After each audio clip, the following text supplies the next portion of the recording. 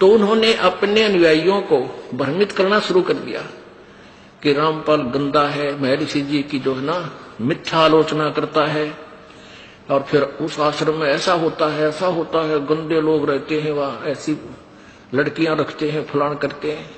मतलब वो बकवाद गढ़ दी जो किधर देखी जाना सुनी था।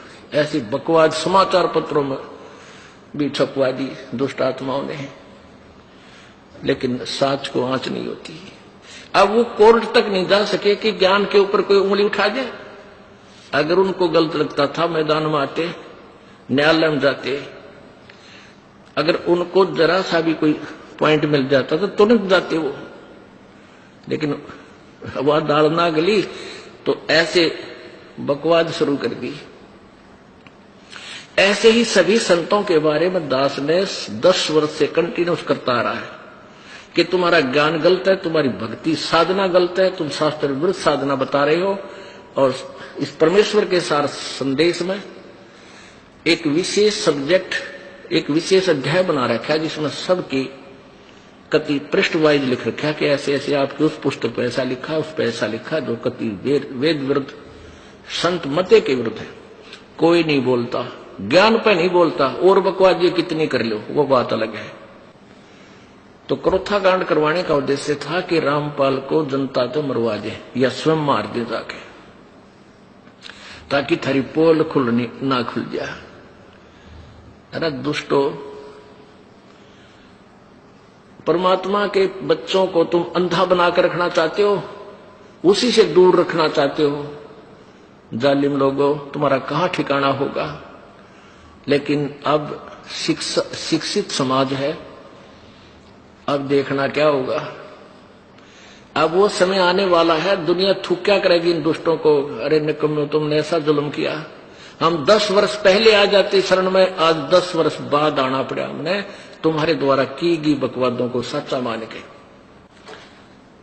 पुण्यात्माओं, एक कथा है, एक बंजारा था, ये पुरानी कथाएं हैं।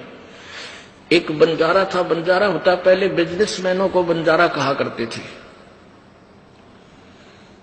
और वो बिजनेस कैसे करते थे, जैसे किसी सेठ साहूकार से पैसे एडवांस ले लिए और फिर किसी दूसरे शहर से जाकर बैलों के ऊपर, बैल होते थे, बैलों के ऊपर गधे की तरह बोरा रखते थे, थैला, उसमें किसी में चावल 10-20 बैलों में चावल, 10-20 बैलों में शक्कर, 10-20 बैलों में खंड, किसी में दाल, न्यू बरके, और दूसरे स्थान से दूसरे स्थान पर सेल करके आया करते। उसमें किसी में लाभ हो जाता, किसी में हानि। यानी ऐसे उनका बिजनेस करते थे बैलों के ऊपर। पहले ट्रांसपोर्ट, ऐसा यही ट्रांसपोर्ट थी पहले। तो बंजारा जो था, उसने एक शहर में एक सेठ से 10-20 हजार रुपए लोन ले रखा था। और उस सेठ का जब उसका समय हो गया, कितने समय के बाद मैं तेरे दे दूंगा, वो नहीं दे सका। उस साहूकार ने काफी दबाव दिया, वो मेरे पैसे दे, बहुत समय हो गया। उसके पास एक कुत्ता था, बंजारे के पास, बहुत ही वफादार। तो सेठ को उस बंजारे ने उस कुत्ते के गुण बताए कि ऐसे ऐसे ये कुत्ता बहुत ही वफादार है, और हम जंगल में रहते, हमारी जरा सी भी चोरी नहीं होने देता, बहुत दूर से, बहुत सूझबूझ से शत्रु को काबू कर देता है। तो भी आप ऐसे करो, ये एज ए, हाँ, उसने वो कुत्ता कहने लगे, वो कुछ पैसे मांगे सेठ से। तो सेठ बोला कि मुझे कुछ थोड़ी बहुत धरोहर दे, कुछ आभूषण दे, ताकि मैं तुझे पैसे दे सकूं। तब उसने उस कुत्ते के गुण गिनवाए कि मेरे पास ये कुत्ता सबसे जो है वैल्यूएबल है, ये सबसे कीमती वस्तु है मेरी, और आप इसको गिरवी रख लो और मुझे 20,000 रुपए दान दे दो। पहले 20,000 था, 20 लाख के बराबर थे। तो सेठ ने सोचा भाई ठीक है, कुत्ता रखवाली भी करेगा, बढ़िया बताओ, बंजारे कुत्ते बहुत अच्छे होते हैं। वो ले गया। अब वो ले गया तो क्या हुआ, एक दिन सेठ के घर पर चोर आ गए, चोर के डाकू आ गए और बंदूक तीर गोली ले रखी बंदूकें। अब कुत्ता बैठा था, उसने सोचा यदि तू शोर करेगा तुझे भी मारेगा और तेरे मालिक ने भी मारेंगे ये पैसे जिसके पास वो रखवाला रह रहा था।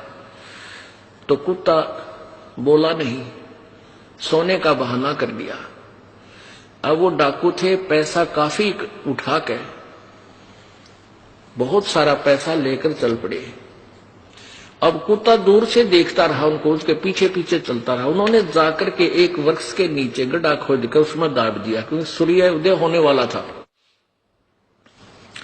और वहां खूब ऐसे ही सूखा रेत डाल के ऐसा कर दिया जैसे यहां कुछ नहीं दाब रखा। उस स्थान को देखकर कुत्ता वापस आ गया। उधर से सेठ और वहां के लोग जागे, देखा कि बड़ा नुकसान हो गया सेठ का, तो कई लाख रुपए का नुकसान हो गया। सोना चांदी गहने पैसे बहुत ले गए लोग। तो बहुत हाहाकार मची, बहुत दुखी हो गए। और वो कुत्ता क्या करे, सेठ के धोती पकड़े और इधर चलने की तैयारी करे। अब सेठ ने सोचा ये लाड करे तेरे ते, उसकी ओर ध्यान नहीं दे, उधर से दुखी गना। तो एक बुद्धिमान व्यक्ति ने कहा इस कुत्ते की देखो ये क्या कहना चाहे। वो धोती पकड़कर आगे को चल पड़ा। तो वो सेठ बोले वो चालो तुम इसके पीछे पीछे। वो समझ गया तो आगे आगे चल गया। उसने जाकर के वो स्थान वहां खोदना शुरू किया पंजों से। तो बुद्धिमान लोगों ने वो खोदा तो सारा धन पा गया।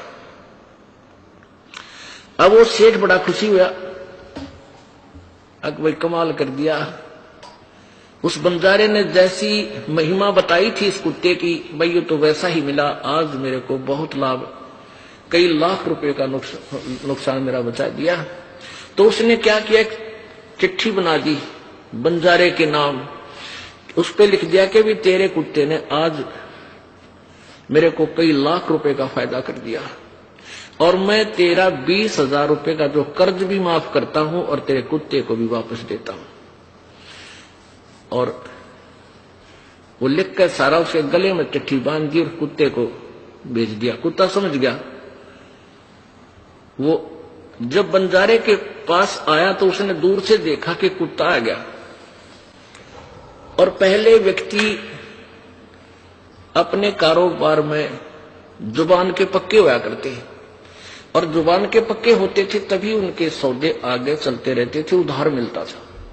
तो उस बंजारे ने सोचा ये कुत्ता आज मेरी बेइज्जती करा दी इसने और धोखा देकर उस सेठ को छोड़कर आ गया। वो क्या सोचेगा कि उस बंजारे की सूझबूझ की चाल थी, इस कुत्ते को समझा के भेज रखा था, तू बाज जाइए, इसने तो मेरी नाक काट दी। आओ देखा ना ताओ देखा, निकट से जब आ लिया तो उसका उठा के गोली मार दी, वो कुत्ता मार दिया। अब उस कुत्ते में उसका प्रेम बहुत था, मार भी दिया, लेकिन फिर उसके गले से निकट जाकर चिपट कर रोने लगा। उसके हाथ में वह पर्ची आ गई। उसमें जब उसको पढ़ा और तेरा गजब हो तूने तो गलत मार दिया, इसके गले में आप चिट्ठी तो पढ़ लेनी चाहिए थी, बाद में क्यों दंड देता। तो पुण्यात्माओं, प्रथम तो यह है कि परमात्मा जिसके साथ होता है उसका कोई कुछ बिगाड़ नहीं सकता। और कोई दुर्बुद्धि व्यक्ति यहां तक कोशिश भी कर जाता तो ऐसे रोते जैसे बंजारा रोया था कुत्ते ने मार के, टक्कर मार मार कर रो रहा है वो बंजारा उनके वृक्षों के कि मैं जालिम आदमी हूं। ऐसे नेक प्राणी को मैंने बगैर सोचे समझे ऐसा कर दिया। तो ये दास, ये समाज ये देख लिए दास के चिट्ठी लेकर है परमात्मा की।